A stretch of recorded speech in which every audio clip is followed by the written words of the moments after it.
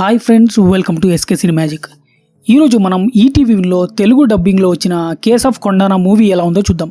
ఇది ఒక Kannada crime thriller. ఇది ఆల్రెడీ 2024లో కన్నడలో రిలీజ్ అయింది. Present Amazon Prime and Jio Hotstar లో కన్నడలో ఆల్రెడీ స్ట్రీమింగ్ అవుతుంది. ఇప్పుడు ఈటీవీలో తెలుగు డబ్బింగ్ తో రిలీజ్ చేశారు. ట్రైలర్ చూసిన వాళ్ళకి ఇది సస్పెన్స్ తో నిండిన మూవీ అనిపిస్తుంది. మరి నిజంగానే అంత ఎంగేజింగ్ గా ఉందా లేక మధ్యలో బోర్ కొడుతుందా మన రివ్యూలో చూద్దాం. ఇక రివ్యూలోకి వెళ్ళబోయే ముందు ఒక చిన్న రిక్వెస్ట్. ఈ రోజు రిలీజ్ అవబోతున్న జననాయకుడు, చెన్నై లవ్ స్టోరీ ఈ సినిమాల గురించి కూడా రివ్యూ ఇవ్వబోతున్నాను.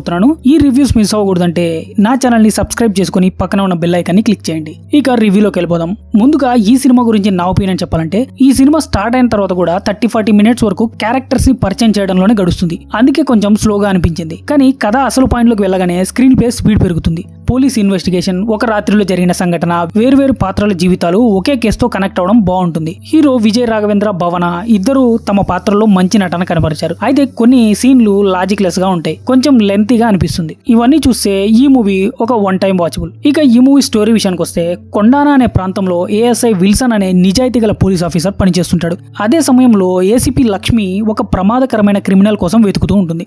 మరోవైపు తన కొడుకుని కాపాడుకోవడానికి ఒక సాధారణ వ్యక్తి చేసే ప్రయత్నాలు కూడా కథలో భాగమవుతాయి. ఇక ఈ ముగ్గురి జీవితాలు ఒకే రాత్రిలో జరిగిన కొన్ని సంఘటన వల్ల ఎలా కలుస్తాయి, అసలు హత్యల వెనుక ఉన్న నిజం ఏమిటి, చివరికి కేసు ఎలా సాల్వ్ అయింది అనేది మిగతా కథ.